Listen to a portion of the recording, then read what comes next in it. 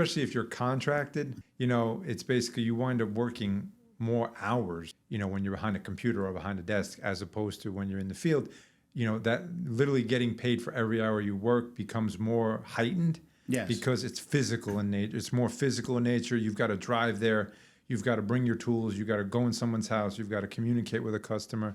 Yeah. So like once you're wrapped up for the day at 4:00, you can leave your work behind you. Yes. And move on to whatever else it is that you're. So from the pandemic, did you guys experience any shortages when it came to material or anything like that? I know before we started, you were saying seems like you're having more material issues now than you did during the pandemic. But I would say, I remember that there were some shortages in terms of specific parts, like a boiler or a water heater or a water pump.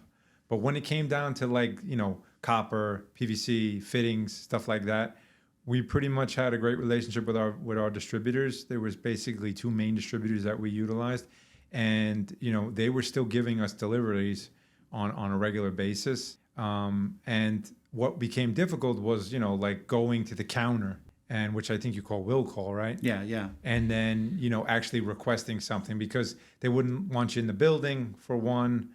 Or you had to have a mask and so on and so forth. And I think the real struggle became more on the customer side, where actually when COVID settled down, we were getting more phone calls because people are in their house now. Yes. Now they're noticing all that stuff they didn't take and they're care using of. their toilets more. That's exactly their sinks more. They're working from home. So we got a lot more service work, I think, in that, that I would say the first couple of months.